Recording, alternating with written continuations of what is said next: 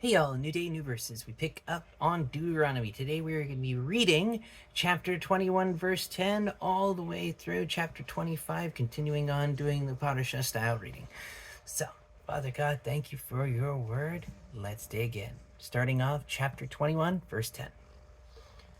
When you go out to war against your enemies, and Yahweh your God hands them over to you, and you take prisoners, and you see among the prisoners a woman who looks good to you, and you feel attracted to her and want her to be your wife, you are to bring her home to your house, where she will shave her head, cut her fingernails, and remove her prison clothing.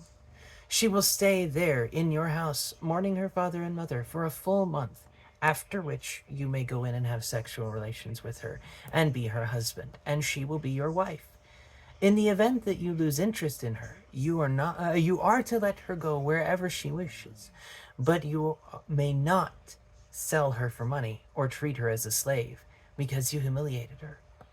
If a man has two wives, the loved one and the other unloved, then both the loved and unloved wives have borne him children.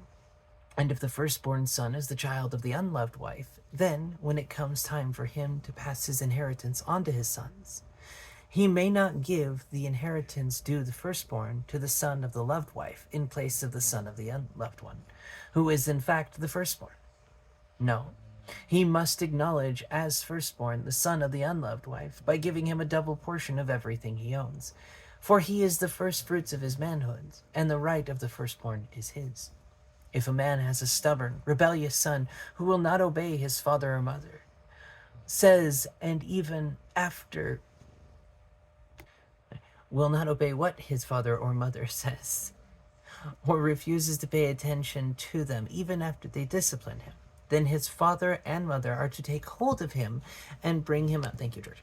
Bring him out to the leaders of his town at the gate of that place, and say to the leaders of his town, this son of ours is stubborn and rebellious. He doesn't pay attention to us, lives wildly, and gets drunk. Then all the men of the town are to stone him to death. In this way you are to put an end to such wickedness among you, and all Israel will hear about it and be afraid. If someone has committed a capital crime and is put to death and hung on a tree, his body is not to remain all night on the tree, but you must bury him the same day, because a person who has been hanged has been cursed by God, so that you will not defile your land, which Yahweh your God is giving you to inherit. You are not to watch your brother's ox or sheep straying and behave as if you hadn't seen it. You must bring them back to your brother. If your brother is not close by, or you don't know who the owner is, you are to bring it home to your house, and it will remain with you until your brother asks for it. Then you will give it back to him. You are to do the same with his donkey, his coat, or anything else of your brother's that he loses. If you find something he lost, you must not ignore it. If you see your brother's donkey or ox collapsed on the road, you may not behave as if you hadn't seen it. You must help him get them up on their feet again. A woman is not to wear men's clothing, and a man is not to put on a woman's clothing. For whoever does these things is detestable to Yahweh your God. If, as you are walking along, you happen to see a bird's nest in a tree or on the ground with chicks or eggs, and the mother bird is sitting on the chicks or the eggs, you may not take the mother with the chicks. You must let the mother go, but you may take the chicks for yourself, so that things will go well for you, and you will prolong your life. When you build a new house, you must build a low wall all around your roof. Otherwise, someone may fall for it, and you will be responsible for his death. You are not to sow two kinds of seeds between your rows of vines. If you do, both the two harvest crops and the field from the vines must be forfeited. You are not to plow with an ox and a donkey together. You are not to wear clothing woven from two kinds of thread, wool and linen together. You are to make for yourself twisted cords on the corners of the garments you wrap around yourself.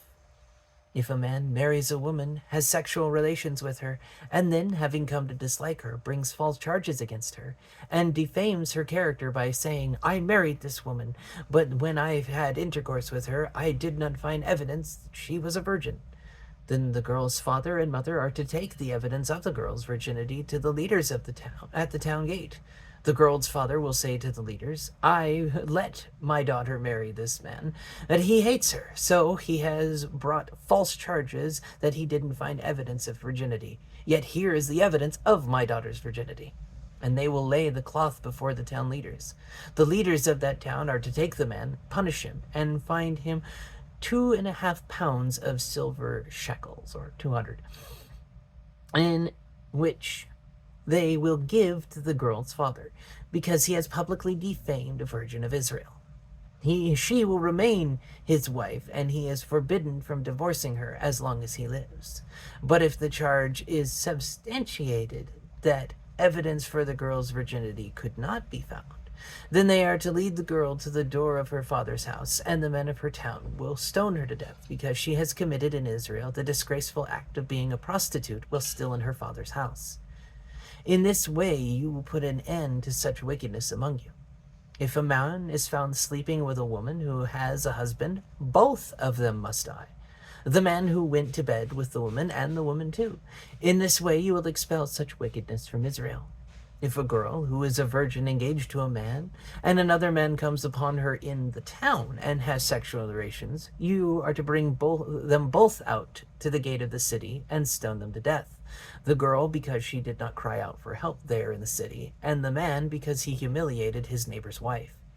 In the end you will put an end to such wickedness among you. But if the man comes upon the engaged girl out in the countryside, and the man grabs her and has sexual relations with her, then only the man who had intercourse with her is to die. You will do nothing to the girl, because she had done nothing to deserve death. This situation is like the case of the man who attacks his neighbor and kills him. For he found her in the countryside, and the engaged girl cried out, but there was no one to save her. If a man comes upon a girl who is a virgin, but who is not engaged, and he grabs her and has sexual relations with her, and they are caught in the act, then the man who had intercourse with her must give the girl's father 1.25 pounds of silver shekels, and she will become his wife, because he humiliated her. He may not divorce her as long as he lives. A man is not to take his father's wife, thus violating his father's rights. A man with crushed or damaged private parts may not enter the assembly of Yahweh. A mamzer may not enter the assembly of Yahweh, nor may his descendants down to the 10th generation enter the assembly of Yahweh.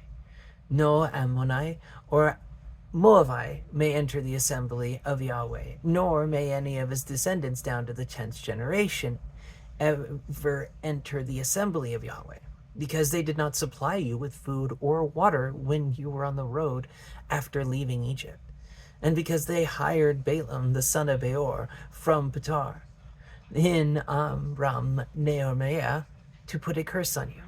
But Yahweh your God would not listen to Balaam. Rather, Yahweh your God turned the curse into a blessing for you, because Yahweh your God loved you. So you are never to seek their peace or well-being as long as you live. But you are not to detest an Amorite and Edomite, because he is your brother. And you are not to detest an Egyptian, because you lived as a foreigner in his land. The 3rd generation of the children born to them may enter the assembly of Yahweh. When you are in camp at war with your enemies, you are to guard yourselves against anything bad. If there is a man among you who is unclean because of a nocturnal emission, he is to go outside the camp. He is not to enter the camp. When evening arrives, he is to bathe himself in water, and after sunset he may enter the camp.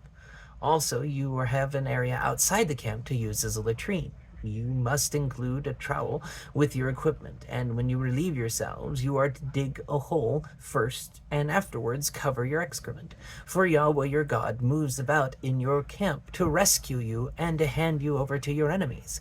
Therefore, your camp must be a holy place. Yahweh should not see anything indecent among you, or he will turn away from you. If a slave has escaped from his master and taken refuge with you, you are not to hand him back to his master. Allow him to stay with you in whichever place suits him best among your settlements. Do not mistreat him. No woman of Israel is to engage in ritual prostitution, and no man of Israel is to engage in ritual homosexual prostitution. Nothing earned through heterosexual or homosexual prostitution is to be brought into the house of Yahweh your God, in fulfillment of any vow, for both of these are abhorrent to Yahweh your God. You are not to lend at interest to your brother, no matter whether the loan is of money, food, or anything else that can earn interest. To an outsider you may lend interest, but to your brother you are not to lend at interest, so that Yahweh your God will prosper you in everything you set out to do in the land you are entering, in order to take possession of it. Then, when you make a vow to Yahweh your God, you are not to delay in fulfilling it, for Yahweh your God will certainly demand it of you, and your failure to do so will be your sin. If you choose not to make a vow at all, that will not be sin for you. And if a vow passes your lips, you must take care to perform it according to what you voluntarily vowed Yahweh your God, what you promised in words spoken aloud. When you enter your neighbor's vineyard, you may eat grapes to satisfy your appetite, but you are not to put any in your basket. When you enter your neighbor's field of growing grain, you may pluck ears with your hands, but you may not put a sickle to your neighbor's grain. Suppose a man marries a woman and consummates the marriage, but later finds her displeasing because he has found her offensive in some respect. He writes her a divorce document, gives it to her, and sends her away from his house. She leaves his house, goes and becomes another man's wife. But the second husband dislikes her and writes her a get as well, gives it to her and sends her away from his house. Or the second husband whom she married dies. In such a case, her first husband, who sent her away, may not take her again as his wife, because she is now defiled. It would be detestable to Yahweh, and you are not to bring about sin in the land Yahweh your God is giving you as your inheritance. If a man has recently married his wife, he is not to be subject to military service. He is to be free of external obligations and left at home for 1 year to make his new wife happy. No one may take a mill or even an upper millstone as a collateral for a loan, because that would be taking as collateral the debtor's very means of subsistence. If a man kidnaps any of his brothers, fellow members of the community of Israel, and makes him his slave or sells him, that kidnapper must be put to death. In this way, you will put an end to such wickedness among you. When there is an outbreak of tsararat, be careful to observe and do just what the Kohen and the Levium teach you. Take care to do as I ordered them. Remember what Yahweh your God did to Miriam on the road after you left Egypt. When you make any kind of loan to your neighbor, you must not enter his house to take his collateral. You must stand outside, and the borrower will bring you the collateral outside to you. If he is poor, you are not to go to bed with what he gave you as collateral in your possessions. Rather, you must restore the pledged item at sunset. Then he will go to sleep wearing his garment and bless you. This will be an upright deed for yours before Yahweh your God. You are not to exploit a hired worker who is poor and needy, whether one of your brothers or a foreigner living in your land.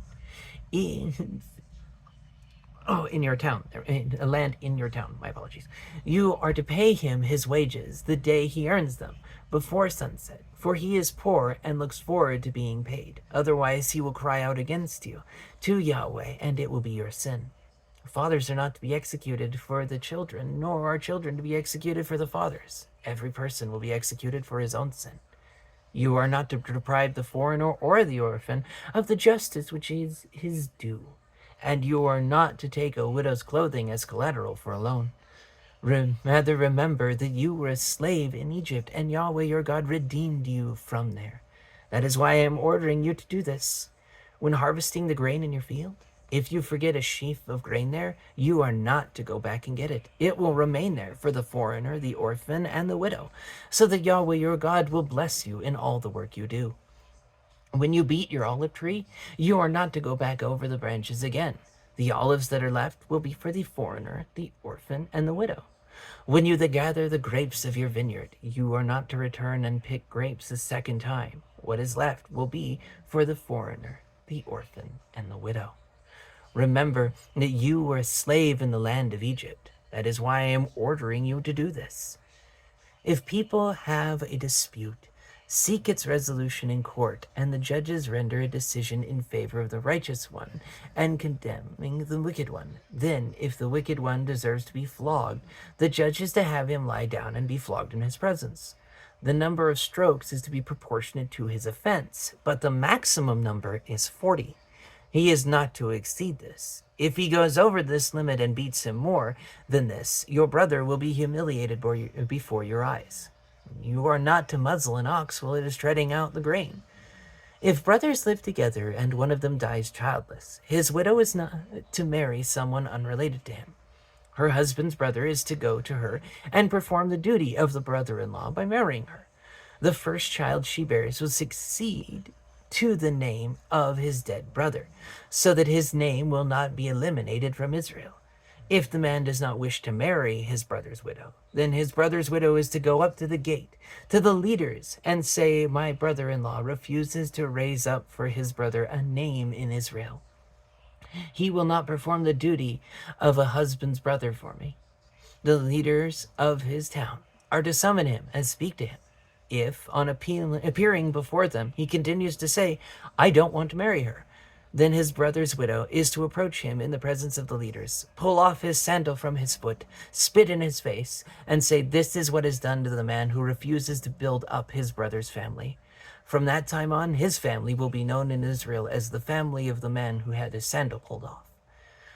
If men are fighting with each other, and the wife of one comes up to help her husband get away from the man grabbing him, attacking him, by grabbing the attacker's private parts with her hand, you are to cut off her hand. Show no pity. You are not to have in your pack two sets of weights, one heavy, the other light. You are not to have in your house two sets of measures, one big, the other small. You are to have a correct and fair weight, and you are to have a correct and fair measure, so that you will prolong your days in the land Yahweh your God is giving you. For all who do such things, all who deal dishonestly, are detestable to Yahweh your God. Remember what Amalek did to you on the road as you were coming out of Egypt. How he met you by the road, attacked those in the rear, those who were exhausted and straggling behind, when you were tired and weary. He did not fear God. Therefore, when Yahweh your God has given you rest from all your surrounding enemies in the land Yahweh your God is giving you as your inheritance to possess, you are to blot out all memory of Amalek from under heaven. Don't forget. I look forward to digging into these words together. I invite you to just ponder and have some time with the Lord. May his favor be upon you. Know that you're loved. God willing, I'll see you then.